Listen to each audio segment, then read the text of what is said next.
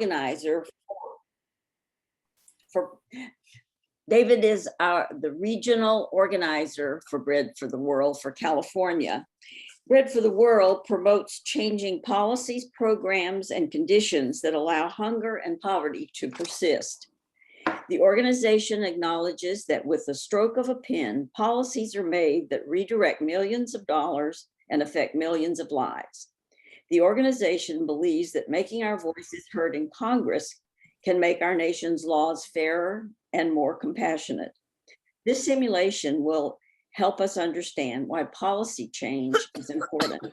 Thank you, David and daughter Tasha, for guiding us through the simulation today.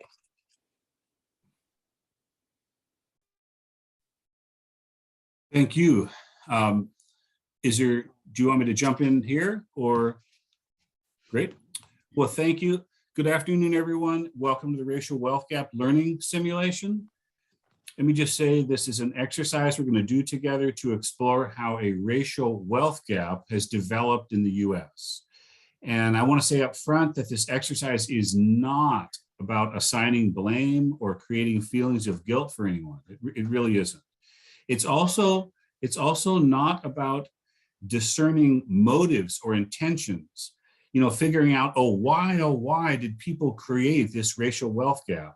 That's because it's very tempting to do, and it's a rabbit hole we could go down and spend all our time on. But instead of that, this exercise examines outcomes. So when people call for racial equality, that's wonderful, and that reflects intention. I'd say good intentions. But racial equity, as we're talking about it today, reflects outcomes and actual results. And so I want us to focus on outcomes. So let me go ahead and share my screen and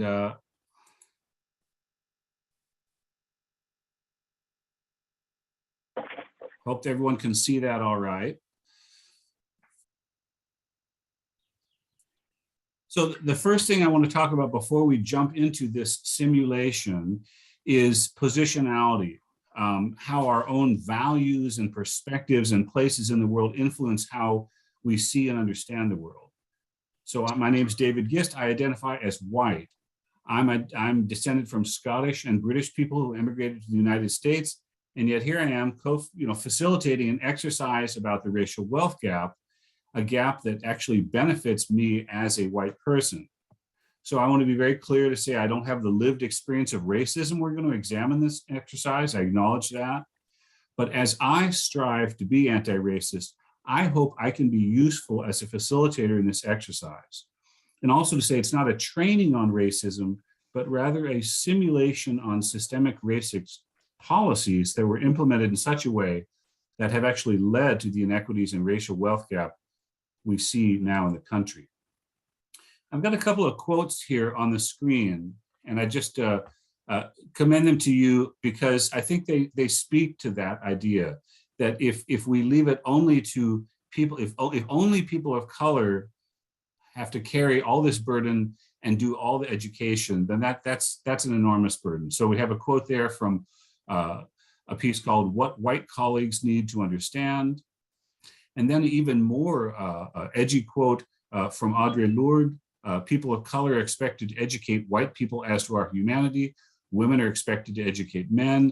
Lesbians and gay men are expected to educate the heterosexual world. The oppressors maintain their position and evade their responsibility for their own actions. Well, those are strong words, but I think it speaks to that point that there's a role for all of us as we move forward and learn. So this is a visual I'm sharing because a few years ago when the racial wealth gap learning simulation was created, it was pre-pandemic, and we used to do this in person. Yay! And we would sit around tables of about 8 people, up to 8 people to a table, and we just facilitate this discussion ourselves. But as a facilitator, I unfortunately, well, in those situations, I could just get out of the way and let each table go, and then we'd come back in plenary and have some good discussions. But since we're doing this virtually today, I want to ask your patience that I'll be a little more involved as a facilitator, is stepping in and commenting here and there and guiding us. Let me go ahead and introduce Bread for the World, since that's where I work as an organizer for people in California. It's a faith-based movement. We urge elected leaders in Washington, D.C. and in Sacramento, California, actually, to end hunger and poverty at home. We try to change policies and programs that really fuel hunger and poverty. And we've increasingly believed that one of the main root causes of hunger and poverty is racism and systemic racism and racial inequity all wrapped up. So because Bread for the World is focused on ending hunger and helping people lift themselves out of poverty, I'm going to start with just a few statistics for national. So you can see a lot of people, even before COVID, were facing hunger, and we know those numbers got a lot worse during the pandemic. In fact, as I recall, there's a food bank in Alameda where they used to serve 50 to 60 families a day pre-pandemic, but in the height of the pandemic, in the summer of 2020, I think, they were serving 750 to 850 families a day. That's 50 to 60 going to 750 to 850. So we know a lot of people are vulnerable as a result of the pandemic. But what we also are reminded is that people of color, because of, in a sense, of pre-existing conditions that go on, are more likely to face hunger and poverty. And this begets our question that really prompts the whole racial wealth gap learning simulation. Why? Why is there a racial wealth and income divide? So to speak to that, I'm going to stop sharing for a moment, and I'm going to run a, sorry, let me stop sharing, and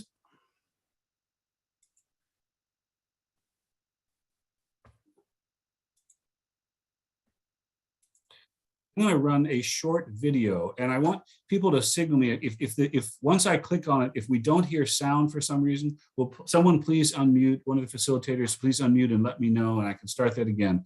But as you see, it's just 5 minutes, but it's a few people testifying about historical trauma and sharing their sense of historical trauma. And I think it gives us another way to approach how systemic racism has taken a toll in this country.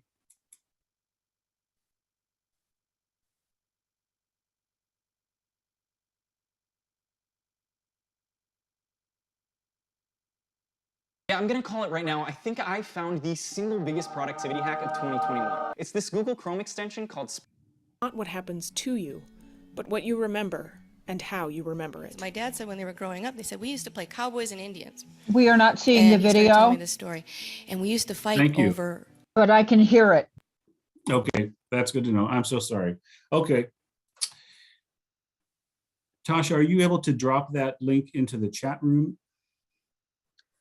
You might be able to just copy and paste it into your browser and then show it directly from YouTube, if you want us all to watch it together. Yeah,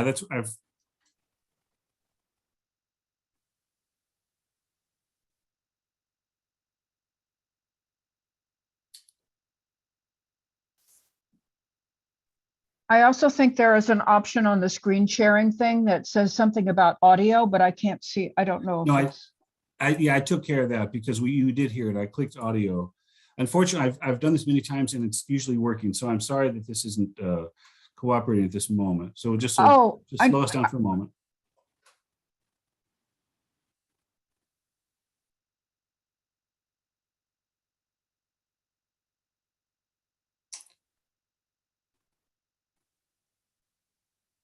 Well,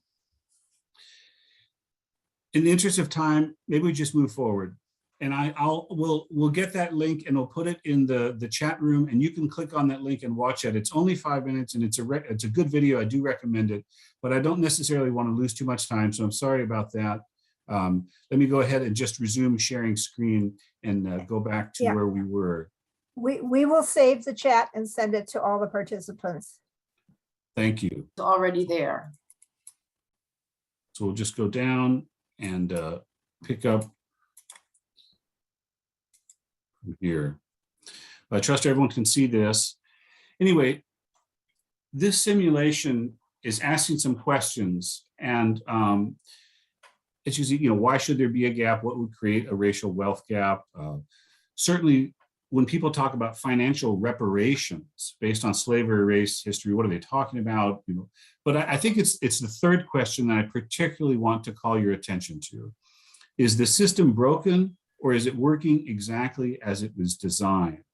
And I think so many times we've heard people say, or we ourselves say, oh, the criminal justice system is broken, or the immigration system is broken, or the something or other system is broken. But I think we also can consider, is it broken, or is it working as it was designed? So we can look at design a little bit today. I want to talk about the graphic on the screen here. This is pretty interesting. Let's look at that. On the row of cyclists on the top, it says equality. And that reflects what happens when society provides equal resources to people, regardless of need. As you can see from the graphic, the differently abled person can't use the bike, and the tall person is oversized for the bike. The child is too short for the bike. But when you look at the row of cyclists at the bottom under equity, equity reflects what happens when society values outcomes and accordingly provides bikes appropriate for their users. The outcome reflects equity. Another way of framing this is to say that racial equity reflects different inputs leading to equal and optimal outcomes. I think that's an important point, so I'm going to say it again. Racial equity reflects different inputs leading to equal and optimal outcomes. Now, I want to introduce you in the upper right-hand corner there to the exercise's principal designer, Marlisa Gamblin of Bread for the World's Institute. Marlisa is a Californian. She collaborated with some friends at the Catholic Group Network to create this racial wealth gap learning simulation. And if you're interested in checking out her research and work in greater detail, you can visit our website at bread.org and just go to the search function and search for racial wealth gap. And she's got a lot of information there. As a native Californian, Marlisa certainly cherishes the rich racial diversity we have here in this state. We have First People nations represented, immigrant communities, people of so many races who came here under so many different circumstances. But I want to say today, Marlisa designed this particular exercise to look at the racial wealth gap between two specific groups, African Americans and Caucasian Americans. And that's an illustration of one specific racial wealth gap. And I say that because I do not want to dismiss or disrespect or disregard any other race or other gap that could be referenced, but this is a focused study that we're doing today. Now, as you saw in the photos earlier, we might, if we were doing this in person, be sitting at tables and we would assign ourselves roles. Like if there were 8 of us at a table, 4 of us would say, well, I'll be in the role of Black participant and I'll be in the role of white participant. But we don't have tables. And so I'm inviting you to participate today by simply using your birthday, which is a random form of having a participant role today.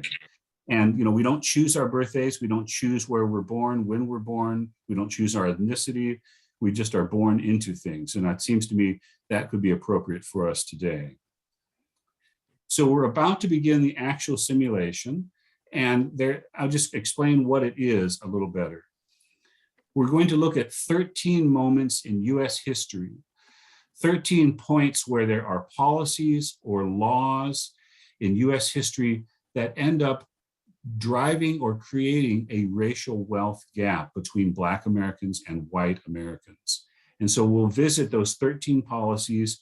And if we were doing this in person again, it would slightly resemble a board game, and that we'd be like, oh, on this turn, so to speak, I'd be drawing this card or putting back that card or things like that. But I try not to use the G word for game because I think it's not so much a game to me as a reckoning. But anyway, I'm also going to provide a scorecard on the screen. So if you want, you could keep track of things on a piece of paper and say, okay, I'm in the role of white participant. This is what I've accumulated so far.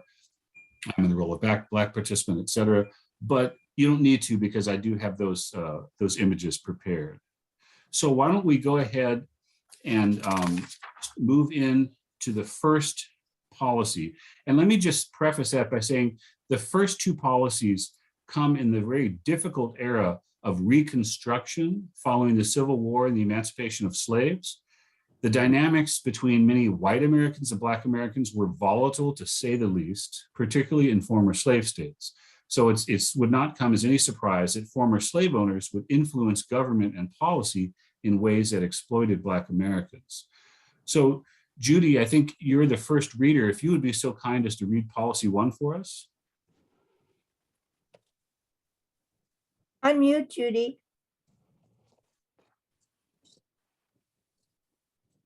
Thank you. After the Civil War, only 30,000 African Americans owned small plots of land compared to 4 million who did not because of the 1865 federal law rescinded the government's promise of 40 acres of land for former slaves. These 4 million Black Americans largely resorted to renting the farmland of their former enslavers in exchange for a share of their crop. This system of sharecropping tied Black farmers to their former enslavers because they were legally obligated to buy all farming materials, usually at higher prices, and sell their farming crops solely to their former enslavers, usually at lower prices. You know, I think many of us have probably heard that term sharecropping, but I don't know if I always knew until I started listening to people do this particular simulation, what sharecropping meant and how loaded that was. So Judy, would you go on and read the kind of consequence for policy 1 here? Pick up 1 land card and 1 money card to represent the fewer than 1% of African Americans who were able to own land and not face debt after slavery. Unfortunately, Black participants should also pick up 4 lost opportunity cards for the 4 million African Americans who had to sharecrop and were denied the initial promise of land ownership.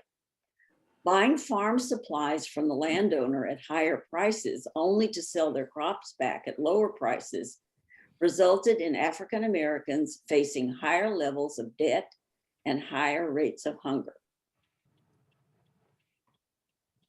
So as we are carrying out this simulation with opportunity lost cards, land cards, and money cards, this is what our scoreboard or reckoning looks like after just the first policy at this time of Reconstruction. Now, a reminder for folks to mute. I know we've got a lot of people just joining now and joining a little late. We're going through a simulation where we're looking at 13 policies in US history and how those have fueled and driven a racial wealth gap between Black Americans and white Americans. So I'm going to go on to the second policy, and if whoever's reading that would be so kind as to unmute and read for us, that would be great. Policy number 2, land seizures. From 1865 on, Black landowners could have their land seized to pay sharecropping debts, or simply because white landowners declared that Black farmers or businesses were in debt. Black Americans could not fight these charges because they were legally prohibited from suing white Americans in court. In addition, from 1949 to 1970, 1 million people lost their land to abuses of the power of eminent domain, which allows local governments to seize private property. About 70% of these families were African American. Read the consequences for the policy 2 for us. So for white participants, you get to pick up 1 land card and 2 money cards for having the legal ability to seize the land of Black farmers and business owners, increasing your income and reducing your vulnerability to hunger. For Black participants, you get to return a land card for the land lost under land seizures. Also return a money card for the tens of millions of dollars lost from no longer having land to help earn an income and grow food to eat. So as a result of land seizures, at the first 2 policies, this is the scorecard that reflects cumulatively the first two policies. It's not just the one policy, but the first two policies, and each scorecard will reflect an accumulation. You know, just as we go to policy 3, let me note that just as the Civil War was really the nation's great trauma, the Great Depression proved to be another trauma. And the next few policies to examine were part of the New Deal as FDR and the nation were trying to rebuild following the Great Depression. Now, you know, when I've grown up studying history, the New Deal is referenced not idyllically, but it's a set of laws and policies and this infusion of jobs and hope that helped our nation. So it's so troubling to see in these policies that so many Black Americans were left out of the New Deal. Would the reader for policy 3 be so kind to unmute and go ahead and read this for us? The National Housing Act of 1934, Part 1. Policies under this law guaranteed federally backed loans to white Americans and legally refused loans to Black Americans and anyone else who chose to live in or near Black neighborhoods. This practice, known as redlining, targeted entire Black neighborhoods and identified them as grade D. This made it nearly impossible for appraisers in the private sector to do business in Black neighborhoods because all the residents were considered bad credit risks. Consequences? So for white participants, pick up one land card and one money card for the equity gained in purchasing homes not near Black neighborhoods. Equity increased a family's ability to save for future needs. Black participants, do not pick up any land cards because of the inability to purchase homes. Do not pick up any money cards since it was illegal to lend to Black Americans, preventing them from building equity and weakening their ability to save for future needs. So here is where we stand in the scoreboard of sorts after the first three policies. Redlining is something we've heard that term. Some of us have maybe worked in those areas or even protested or worked with government leaders to try to change things about redlining. If anyone is interested in reading a little bit more background on how redlining continues to shape our economy, there are a couple of articles here that I think are pretty interesting, and I believe they're being, Tasha is placing them in the chat room. So you could click on them in the chat box, I should say. You click on them in the chat box and that'll just be open in your browser that you can see later. And of course, I believe the chat is being saved and will be available to folks later on as well. But these are a couple of articles that I'd recommend, and certainly there are any number of books written about redlining. Let's go on to policy 4. Could our reader be so kind? Yeah. Hi. Policy 4, the National Housing Act of 1934, Part 2. Since this legislation prevented Black Americans from receiving federally backed home mortgages, white Americans usually purchased homes in Black neighborhoods and then sold housing contracts to Black households who wanted to become homeowners, often for 2 or 3 times the amount of the mortgage. These contracts only guaranteed Black families the rights to the house after all the payments were complete. Missing even one payment or being late would result in the Black family losing their house immediately. Wow, that is just shockingly harsh. So you're missing even one payment or being late would result in the Black family losing the house immediately. And the consequence? The consequence was that for white participants pick up 2 land cards for being able to legally purchase homes at the market rate and pick up 2 money cards for the equity earned from home ownership. Black participants pick up 1 land card for signing a contract for a home in hopes of becoming a homeowner one day. Do not pick up any money cards because contracts stripped additional income and wealth from several generations. Also, pick up 1 lost opportunity card because of the higher interest paid and less equity earned once the home was actually purchased. Thank you, Dan. Well, here is the cumulative scorecard after 4, and it's not extremely pronounced yet. After the first 4 policies, we see that those in the role of Black participant are starting to accumulate lost opportunity cards, and those in the role of white participant are mostly accumulating land and money cards. So we're going to pause here in the simulation, and we're going to go into breakout rooms. And so I believe Tasha set it up so that the breakout room you should be invited into it, and you click on that and it will send you into a breakout room. And I think the breakout room is for 5 minutes. Is what we've talked about. So if there are about 3 or 4, or even if there are 5 of you in the breakout room, what I'm going to ask is that everyone try to be thoughtful about making sure all of you get a chance to speak. And these are pretty basic questions, obviously. Just getting a sense of what did you learn that you didn't already know? Is some of this new? And how do you feel about your race participant role? Obviously, they're not very balanced. But let's just talk a little bit, and then we'll come back. And when your time runs out, then you should come back to the main room, and we can go ahead and go on with policy 5 and the rest of the simulation. So I'm going to stop sharing, but you ready to go to breakout rooms?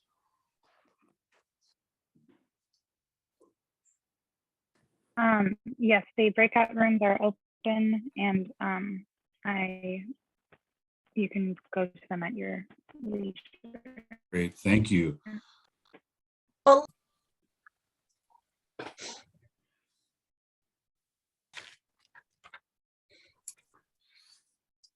Can everyone see the slide? Yep. Just making sure. Okay, great. Well, thank you all for taking a few minutes to talk and explore what you learned. I'll go back. I just think it's helpful and healthy to have some breaks in this kind of process and to be able to talk with one another. And you know, some of this is old news, and then some of this is heavy, and some is both. So anyway, I'm glad you had some chance to visit. Let's go back. Let's move on and go to policy 5. So if our reader for policy 5 would be so kind as to unmute and move us forward. Yes. The Social Security Act of 1935. This act failed to include most farm workers and domestic workers who at this time were predominantly Black from receiving old age and unemployment insurance. Although Social Security was meant to help those affected by the Great Depression, and African Americans were twice as likely as the average American family to face hunger during this time, 65% of African Americans were ineligible to receive Social Security. That is an interesting policy. I mean, I think a lot of us would think of Social Security as the safety net in this nation.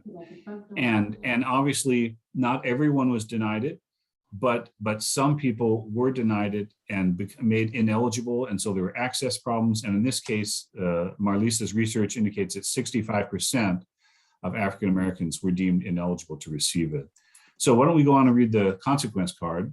For white participants, please pick up one money card for being able to benefit from unemployment and old age insurance during a very grim time in American history. And for Black participants, pick up one lost opportunity card for the inability to benefit from unemployment insurance, even though Black Americans were between 2 and 3 times as likely as white Americans to experience poverty and hunger. After 5 policies, the cumulative total on our scorecard or scoreboard reckoning, whatever we call this, that's what that looks like here. Now we're going to go move on to policy 6, and this is also another interesting one because it's a landmark bill. I mean, it creates minimum wage and overtime pay, and those are so basic to us today. But interestingly, as we're going to read, it seems to have left out many career fields. And I personally can't help but think of today's gig economy with so many people who are self-employed or working several service industry jobs, and how this parallels a little bit of what they experience. So if a reader for number 6 would be so kind. Yes, this law was enacted to help bolster the economy and get the country out of the Great Depression, but it excluded tip-based jobs and other jobs predominantly held by Black workers, including servers, shoe shiners, domestic workers, and Pullman porters from this first ever minimum wage legislation. Even though the Black unemployment, hunger, and poverty rates were at least twice those of white Americans during the Great Depression, the very policies meant to alleviate economic strain were withheld from the Black community. All of us are old enough to remember this, or are history buffs, but Pullman porters, that was a huge source of employment field for Black men in this country. That was just a traditional job for a lot of Black men. And so here it is. I've seen documentary films with interviews with Pullman porters and background on this. And I used to work for a program that did an interview series with Pullman porters and then their descendants. And so it just reminds me that yet again, some things are being withheld from the Black community. So the consequences? For white participants, pick up one money card for benefiting from the minimum wage to make their families less vulnerable to hunger and poverty. For Black participants, pick up one lost opportunity card for being stuck in tip-based occupations that did not offer a minimum wage to help families survive during the Great Depression. This made it even harder for them to get back on their feet and build for the future. Thank you. Here is our scoreboard after the first 6 policies, and there's no surprise where this is going, but you can see it really starting to look pronounced, let's say, after 6 policies.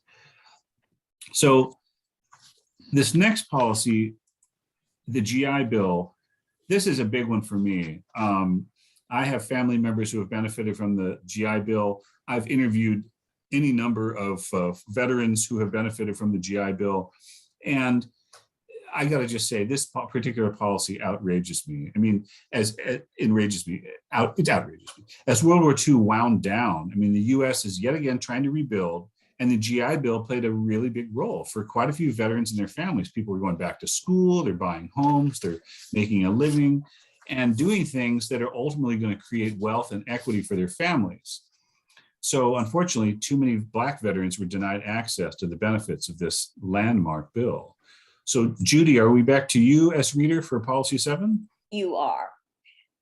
The GI Bill of 1944. This was enacted to help World War II veterans adjust to civilian life by providing low-cost home mortgages, low-interest business loans, tuition assistance, and unemployment insurance. Unfortunately, Black veterans were excluded from many of these benefits due to various access problems and local implementation, among other factors. Consequences. For white participants, pick up 2 money cards and 1 land card for the opportunities you received, such as government guaranteed housing loans, which help to build the American middle class. For Black participants, in your group, only 1 Black participant picks up a money card, representing the few African Americans who had access to some benefits of the GI Bill. All Black participants pick up 1 lost opportunity card for not being able to benefit from the GI Bill, even though they too had fought for the United States in World War II.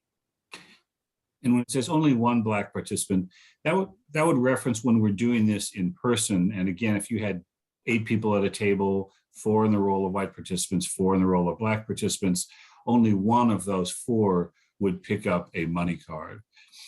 I see we have a raised hand, and I'm so sorry. I think I want to keep moving forward, and I wonder if we could take questions when we get to the end of the 13. Because otherwise I don't know that we'll make it to the end of the 13. So as you see on the screen here, that's why the dollar card is kind of chopped to like 1/4 of a dollar, representing 1 of the 4 participants who would receive a dollar card, money card. Now, the GI Bill, that's pretty outrageous. And a lot of people have questions like, how could this be? So there are a couple of links that are being dropped into the chat box for you to read about that. It's going to come down to access and local oversight. But I don't want to go down that rabbit hole, because this is one of the biggest temptations to ask, why did this happen? How could this happen? And so here instead, let's recognize that it did happen, and then what are the results of it? But anyway, feel free to read about this and just click on that link later or right now and have it in your browser. So let's move on to the next policy, policy 8. Overturn of separate but equal doctrine. Although the separate but equal doctrine was declared unconstitutional in 1954, Brown v. Board of Education, American schools are more racially segregated today than at any other time in the past 4 decades. Academic success is less likely in predominantly low-income Black neighborhoods. Black students are 5 times as likely to live in an area of concentrated poverty with underfunded, understaffed, and overcrowded schools. This leaves Black students with limited education, and many often settle for minimum wage jobs that offer little hope of advancement or better pay. This is of policy 8. Okay. For white participants, pick up 2 money cards for having up to $733 higher annual per student spending on education than Black students. This contributes to a greater likelihood of attending college and later getting a higher paying job. Black participants pick up only 1 money card to represent the 75% high school graduation rate among Black students, compared to 88% among white students. Also pick up 1 lost opportunity card for the lower student spending that helps funnel many Black students into low-wage work after high school. Well, here we are after 8 policies, and it's getting quite pronounced on our scoreboard. But let's take another pause, and again, just some very basic questions. Just go into our breakout rooms, and what did we learn that we didn't already know? Is there anything new? Is this information new? And of course, how are we feeling about how this racial wealth gap is evolving as it's emerging? So I'm going to go ahead and stop sharing, and we can just go to we're being invited to go to breakout rooms. Again, should have 5 minutes. If everyone gives a chance to listen and to talk, that would be great. Prejudice. Okay. Well, welcome back, everyone. Sorry, some of you were probably cut off mid-word, mid-sentence. I'm so sorry about that. We try to keep those breakout rooms short just for respecting the overall time. But thank you for taking the time to share with one another and listen to one another. Really appreciate that. And I hope that's valuable to debrief a little bit of this information. As I say, some of this information may be old hat, but some of it may be new and just delivered in a way that could be a little bit jarring or off-putting. Let me go ahead and resume sharing.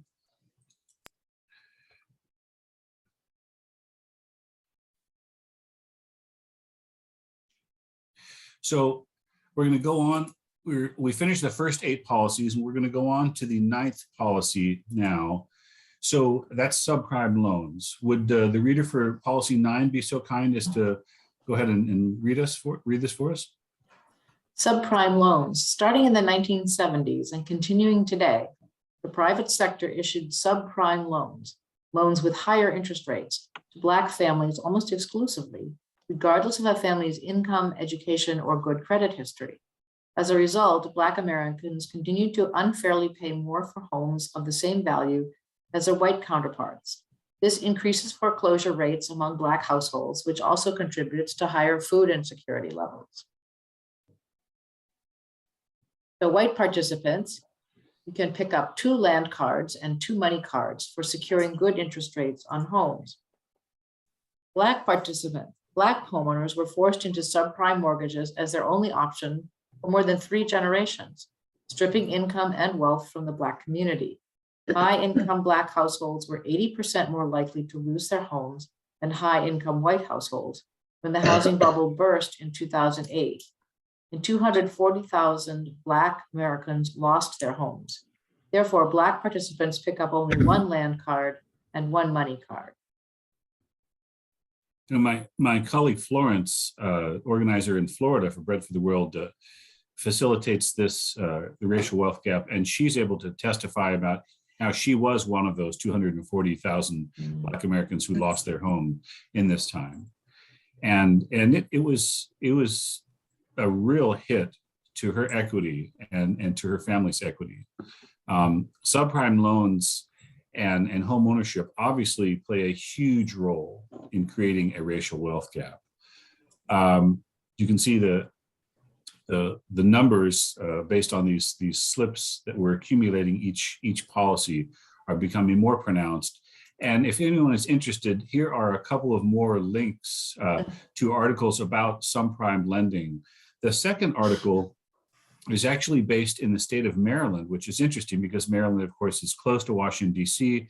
And there's a lot of, you might assume that the state of Maryland would be in position to try to get certain equity. But in fact, there's a Black majority county that's been hit pretty hard by subprime loans and that practice. Anyway, so these links should be available in the chat room. And again, if people are just joining us, we're looking at 13 different policies and moments in US history when there has been a law or policy created that drives a wealth gap between Black Americans and white Americans. And please remember to mute yourselves if you're not one of the readers, because we are getting a little bit of background noise. If I think it's Dan, would you be so kind, or reader for policy 10?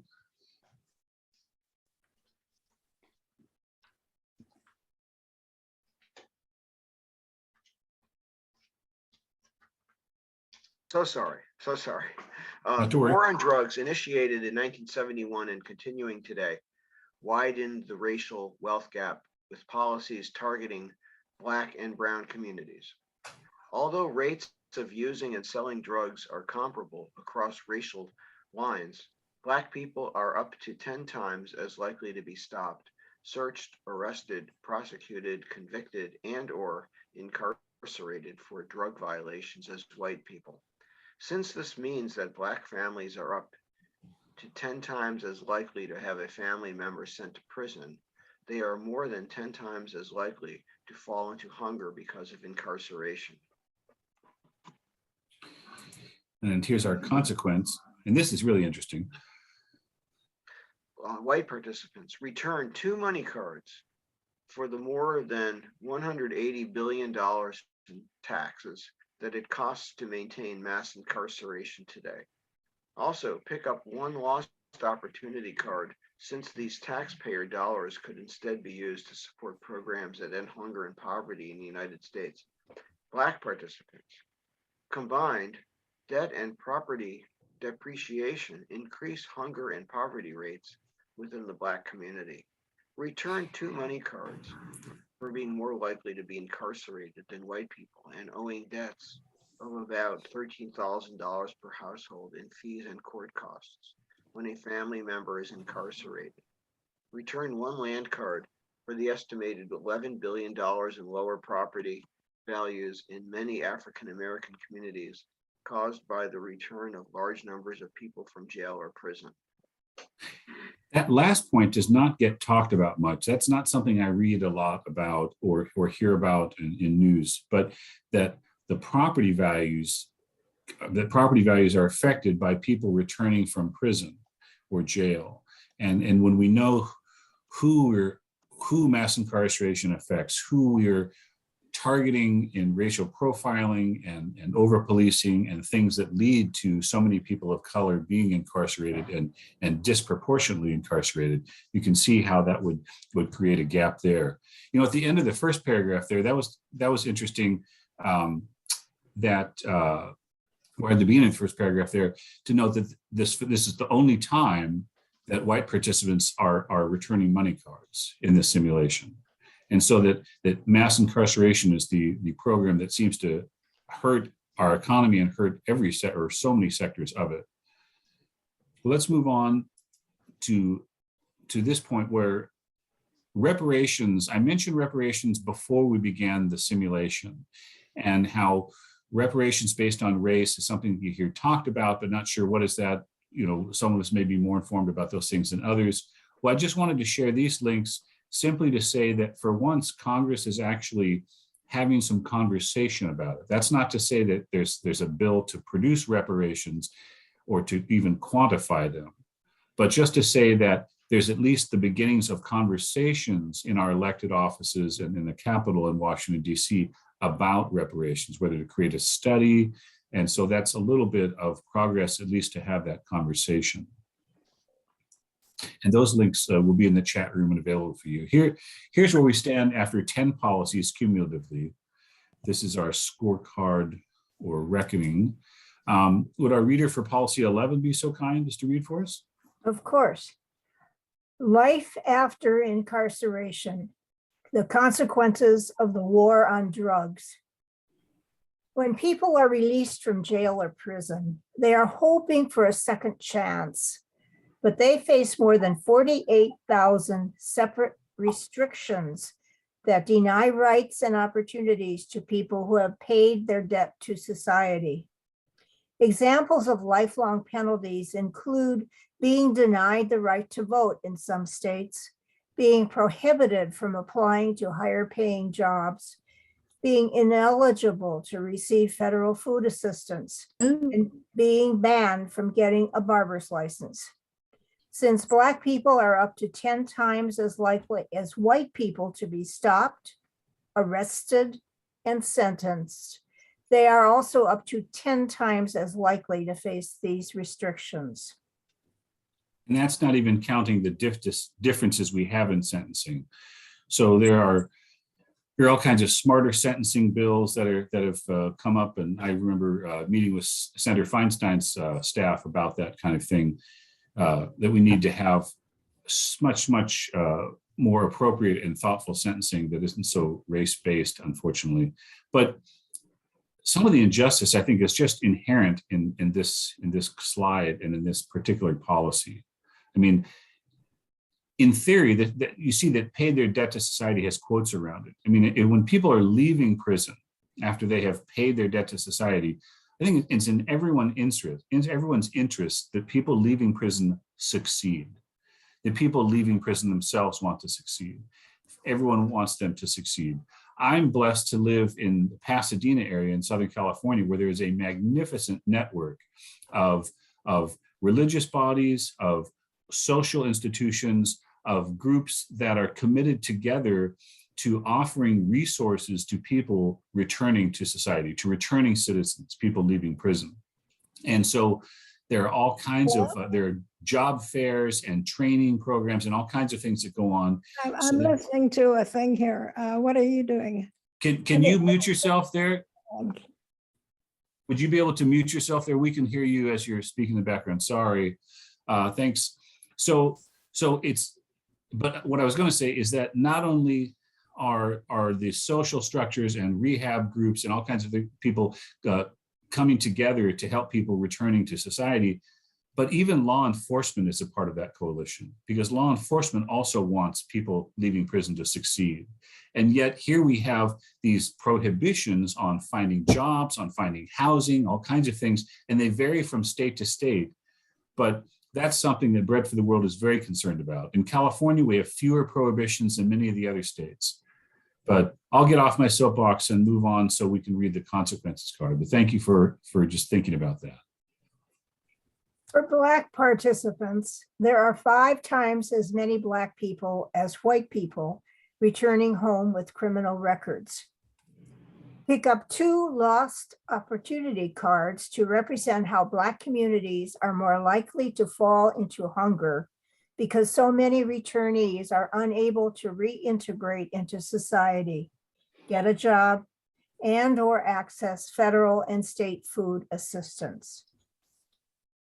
Thank you. And here's our scoreboard after 11 policies cumulatively. So would our reader for 12 be so kind? Employment discrimination. Although racial discrimination in the workforce was legally abolished in 1964 with the Civil Rights Act, racial discrimination continues among all educational levels and job sectors. For example, Black people are twice as likely not to be called back after they complete job applications or interviews.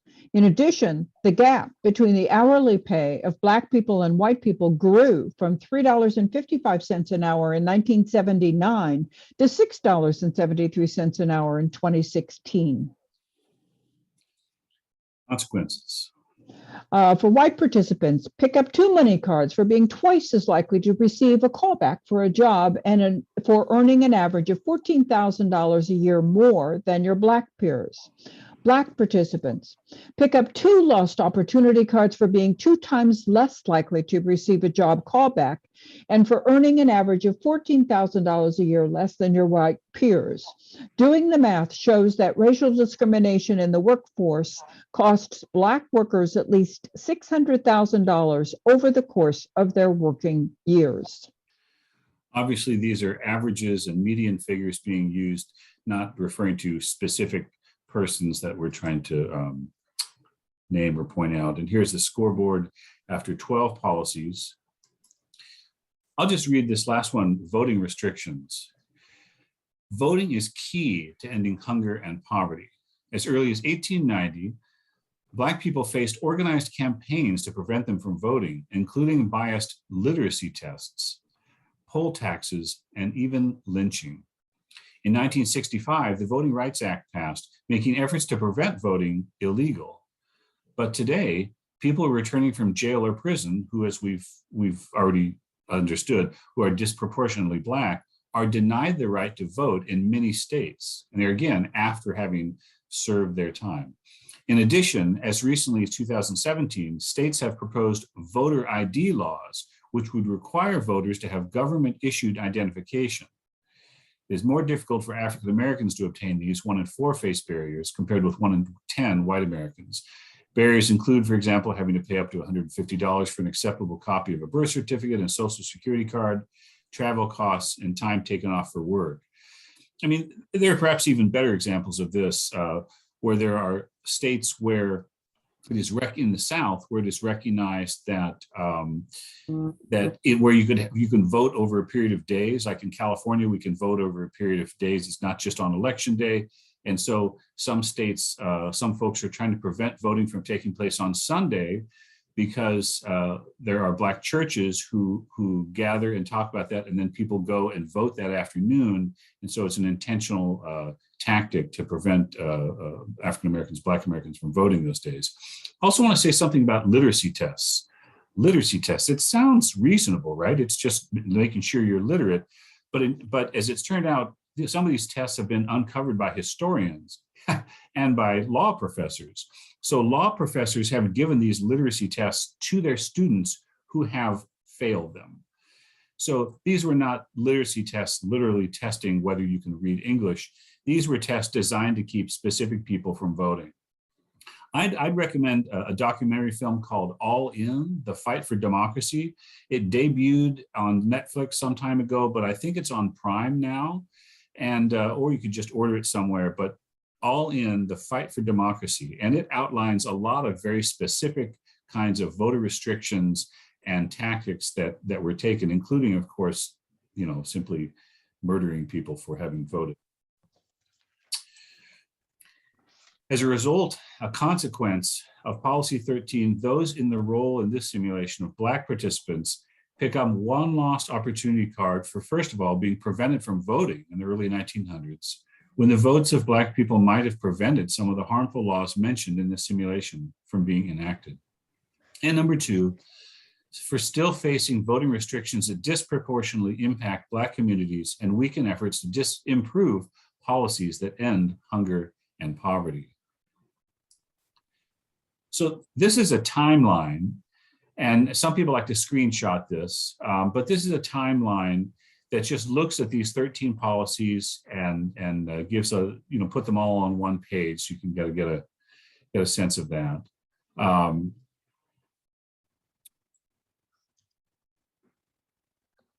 Here's the final reckoning.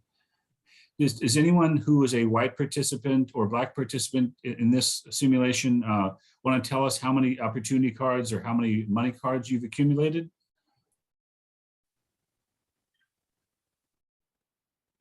I'm a Black participant, and I have a quarter money card, 1 land card, and 14 lost opportunity cards. Yeah, 14.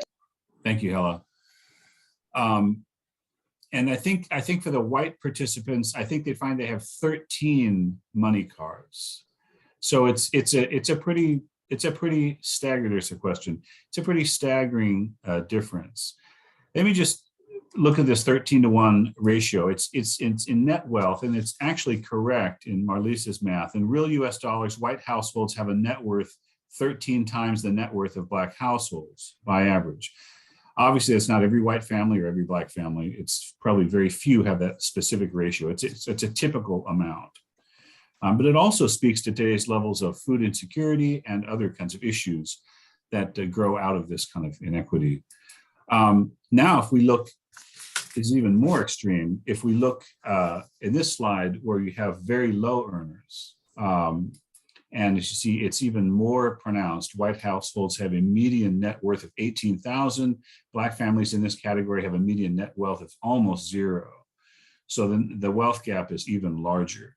And I think this reflects the inheritance of wealth from generation to generation. A lot of it's in the form of land or property, like a house. But the reason half the participants with a Black racial identity card ended up with zero money cards, if we had 4 to table, is to indicate the extreme wealth gap among the most financially vulnerable households in our country. I think it shows how pervasive this impact of racial inequality has been when we see that it exists at so many income levels. So I think it speaks to how important it is to apply a racial equity lens moving forward to work we do, to ministry we do, to justice kinds of things. You know, we've been looking at these points in history, but I also want to note that there are more contemporary moments.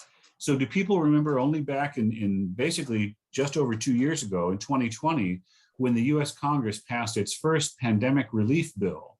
And there was a lot of, cheering and yay, we passed the relief bill, and then probably a lot of patting of their own backs in Congress, until it came out pretty quickly that a lot of Black business leaders were able to say, wait a minute, you were talking about how important it was to stimulate our economy and to save small businesses, but you ended up sending this money to financial institutions that don't work with Black businesses. And so yet again, Congress created a 14th policy, we have to be proactively thinking about, if you want businesses of every race, of every community to survive and be lifted up during a pandemic, well, then you better find the right financial institutions that are working with all those businesses, and not just institutions that are working with a smaller number of them or a specific segment of them. So it's all too familiar, but it was just so recent. Also, I'm going to read something from the LA Times that just came out recently, because it's kind of personal for me. There's even, I'm sad to say, there's even a racial, I won't say wealth gap, but a gap in the transplant system. The transplant meaning organ donation and organ transplant. There was a report recently from the National Academy of Sciences, Engineering, and Medicine that put a spotlight on this, and it basically showed that Black Americans are 3 times more likely to suffer from kidney failure than white Americans, but far less likely to be referred for transplant evaluation. They wait longer for a deceased donor organ and are less likely to find a living donor. And I'm a living donor. I donated my kidney over 15 years ago. It's been a blessing, but to someone in my church. But this is outrageous that even in our health system, even in so many other areas of life, that this wealth gap or racial gap appears. Now, having said that, I do want to offer some encouraging signs. For instance, the Federal Reserve has been thinking about being proactive in economic policy and addressing racial disparity in the country. I didn't think I'd live to see that. So at least that's a start. Or for instance, the second link, and these links will be available in the chat room as well, but there was a bill introduced last year in Congress around public health, but it was looking at racism within public health, just like the example I gave there. Or for instance, some of you may have followed how Mayor Pete is now Secretary Pete, but Secretary Buttigieg in transportation is really looking at things through a racial equity lens. He's really interested in how the transportation affects specific communities and how to create a transportation system or improve a transportation system in those ways. And then finally, there's a really recent article from how the state of Delaware is shrinking the racial gap in cancer by basically nationally, cancer kills Black people at higher rates than other groups. And so the state of Delaware, I went ahead and identified zip codes where the screening rates run the lowest. And then they hired patient navigators to help guide people in those neighborhoods through the healthcare challenges. So again, it's just being very proactive, figuring out what do we need to do. We can't just kind of one size fits all. If you remember that bicycle image at the beginning, if society provides equal bikes for everyone, well, that's not going to help everyone. So here's that timeline again. If anyone wants to screenshot that or just to see that all in one place. And then let me go and just say, why don't we take one final breakout room and we can have these same questions, they're familiar questions. I mean, what information seemed new to you? What surprised us? How are you feeling? So I'll stop sharing here. And we're going to be invited to join breakout rooms.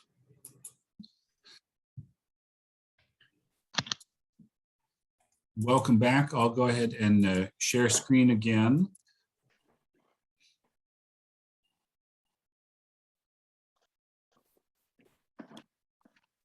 I hope people have had a chance to share and talk.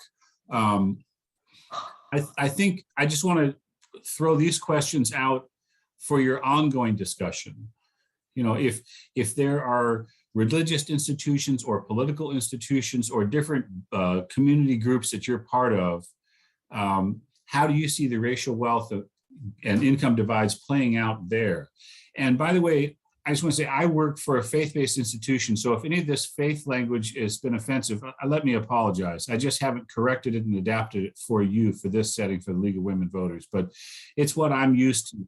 And so I am sorry about that, but hopefully you could just think of some of us are in churches, some of us are in colleges, and some of us are in small groups or just community pockets of different sorts and professional groups. And I wonder if we see the racial wealth divide playing out that way. Can anyone think of an example of where they've seen that in their own community?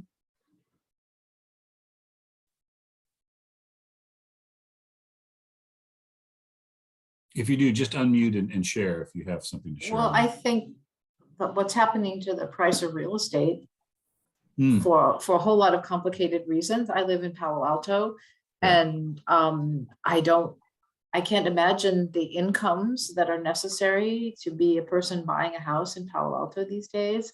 And I think that's true of a number of other communities throughout California, some on the East Coast as well. It's just astonishing. And so our community, someone pointed out that in some ways we may have more people of color, but they're highly educated, often immigrants from Asia, as opposed to Mexican Americans or African Americans. So we're becoming economically more isolated, or stratified, isolated. It's strange. Yeah. That's absolutely right. I think there's a big difference between economic disparities. If you talk about skin color or African American versus white, and the fact that while we have a large Indian population of people from countries, where primarily, it's a dark skin. And many of these people, have very nice homes, they make lots of money, and they're doing very well. I think it's the Black Americans who are really, have the problem getting the jobs and getting the education they need. Thank you. And Diane, I thought I saw Diane raise a hand. I mean, just recently there was a family, it was in the newspaper in Oakland. The man tried, I think he was refinancing his home. I'm not sure. I think he was refinancing. He did not get the loan. So then he had a friend do it for him who was not Black, who was white, and the loan was approved. That is just now. And that's the kind of thing we see in old newsreels or documentary features that are showing Dr. King and other people in movements where folks were doing that, and you think it's 2022. Oh, boy. Yeah. Yeah. Anyone else? Any other examples you're seeing right there?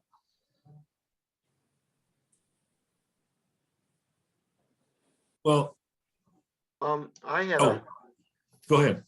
Yeah, I had a thought, and it seems like I think that we have such a stilted society now where there's such a huge discrepancy between the very, very rich and everyone else that there are a lot of people who are really being messed up economically, and to some degree, there's a longer and deeper legacy of Black people being at the short end of the stick, certainly.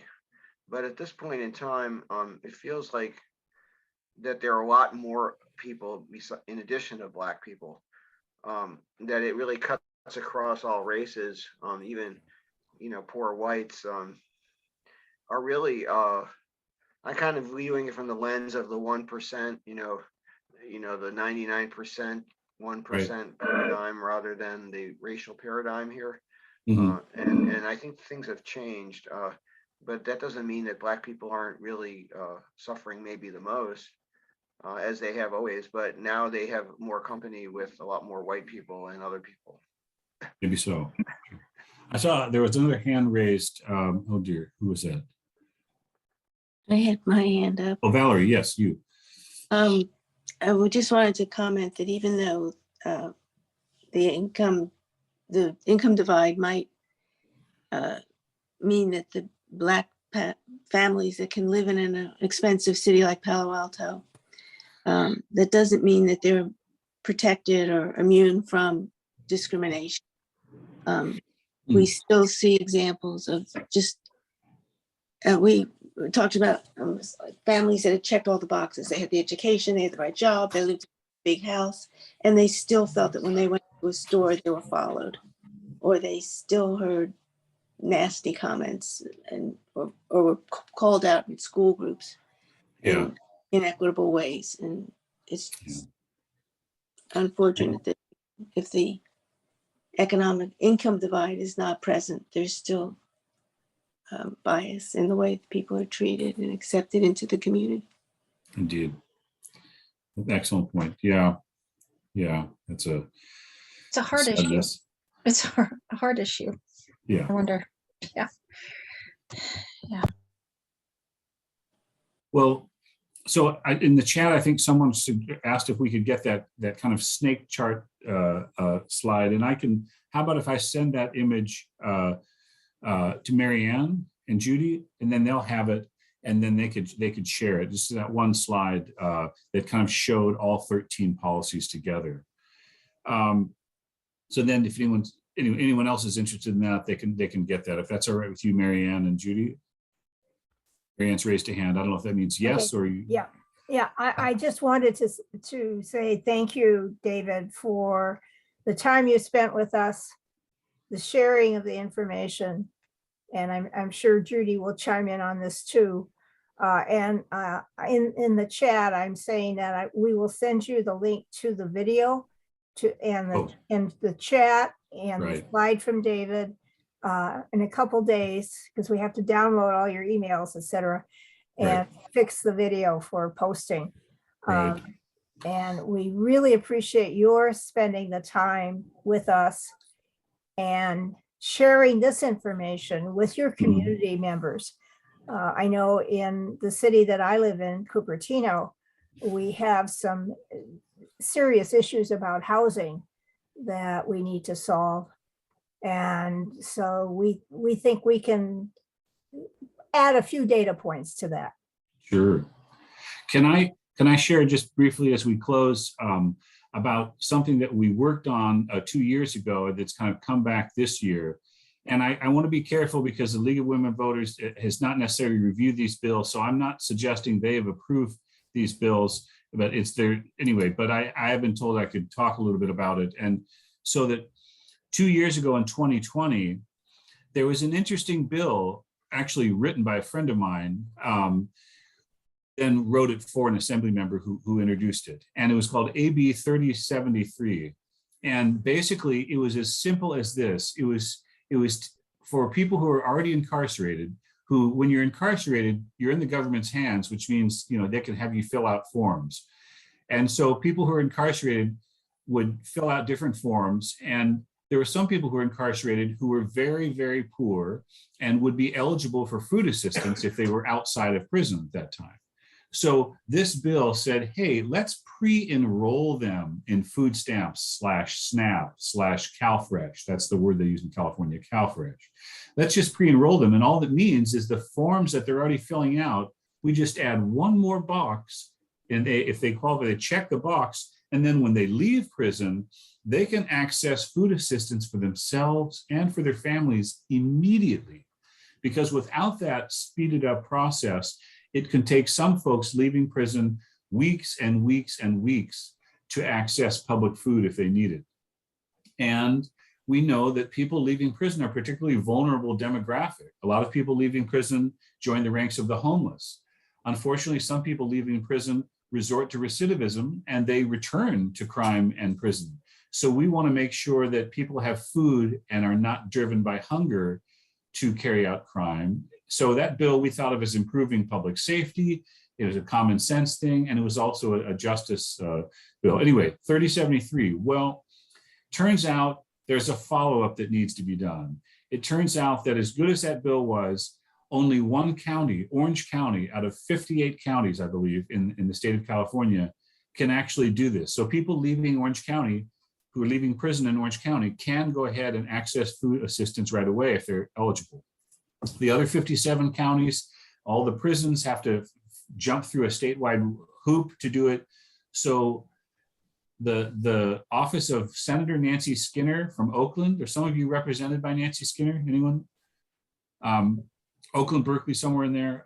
She says, let's just go ahead and create a statewide waiver so that prisons can automatically pre-enroll eligible incarcerated people into CalFresh.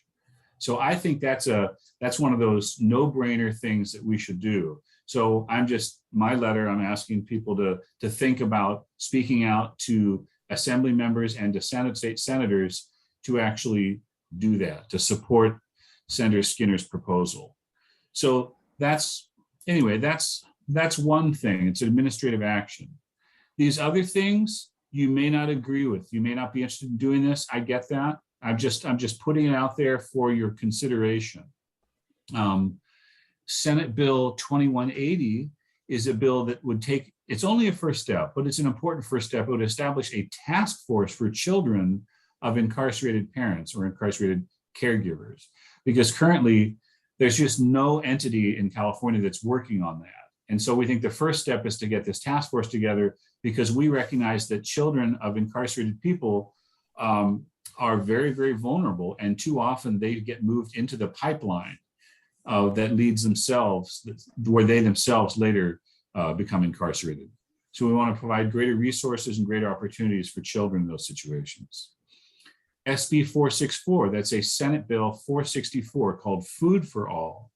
And that bill deals with immigrants. And it notes that right now, even though immigrants are part of the economy, they pay certain taxes, they contribute in many ways, they're ineligible to most public food programs in California. There again, my talking point is Christian-based, doesn't need to be your talking point, but that's what we're working on there. SB 464, Food for All, the Senate has passed it. It's now before the Assembly. And then the third one, it would sound really strange to anyone who just didn't have just now the racial wealth gap simulation experience, because the state of California spends $16 billion a year, $16 billion on corrections, and invests $100,000 annually on each person they incarcerate. And we know too many of them are people of color. But we're thinking with SB 1304 from Senator Sidney Kamlager in Los Angeles, what if we invested some of this budget surplus in the state on helping people succeed when they leave prison? And so right now there is a release allowance or gate money for people who've been incarcerated for 6 months or longer. They give them $200 to kind of get out of town. And some of that $200 gets actually taken away through fines and fees and other things. So they give whatever's left of that. And then people might have something to get a bus, they might have something to get some clothes, some meals. So this proposal is bold, but it's saying, let's actually, like, more than 10 times that, let's give out $2,500 in payments to people who are leaving prison in that vulnerable period to help them succeed. So like I say, you may agree, you may not agree, but that's just a proposal. So the link, I don't know, Tasha, if we can put this link in the chat, but if you ever want to find your representative for the state assembly or state senate, this link could help you do that. And that would be a way to explore steps of advocacy, not necessarily these steps, but what other steps of advocacy you wanted to take. And my final plug for Bread for the World, these are some things we're working on this year. We're working on strengthening child tax credits for everyone, but particularly for people in low incomes. We're trying to improve nutrition programs and boost global nutrition programs, as well as improving the farm system for Black farmers. So we're trying to do a number of things that really relate to racial equity. So I'll just stop sharing screen there. But I just want to thank you for your time and patience, and thank you for your questions and participation. I don't know if some of you have gone through a simulation like this before and it's pretty familiar, or if it's pretty odd.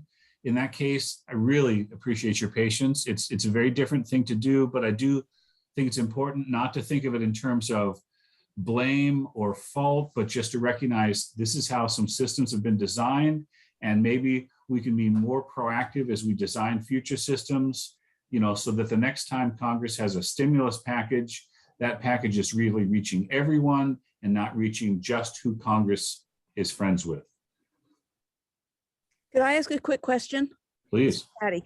So one question is, who and how were these specific policies put in the simulation? And also, how were the number of land credits and money and so forth chosen for each of those? Marlisa, and I don't know if you were at the beginning, but Marlisa did put this together. And if you go to our website, bread.org, yeah, and then you just search racial wealth gap, and it should be the first thing that comes up, but it's not. It'll be on the second page of things you could. Anyway, and she has this extensive background. I love Marlisa, but she kind of overwhelms me with her thoroughness of research. So almost like, and I know there are a couple librarians on here, so I'm not saying a negative thing, but kind of like when you ask the reference librarian to help you, you better mean it, because they're serious. They're gonna help you. And so Marlisa is pretty thorough and exhaustive in some of her research. So I think you could find the background there. And she also had a couple of short videos that talked a little bit more about this. But anyway, I'd reference you there. Okay, thanks. I'm glad she's not on to hear me say that. Yeah. David, thank you very much for bringing this program to us. I really appreciate it. I'm a great fan of Bread for the World. Well, thank you, Judy. Well, bless you all. Thank you so much for doing this. And like I say, I just kind of sit with it and digest it. And then I hope you get some of those links so you can read a little bit more about the GI Bill and redlining and other kinds of policies that it's astonishing that they're happening in 2022, isn't it? It's 2022. Yeah. Thanks again, everybody. Have a great weekend.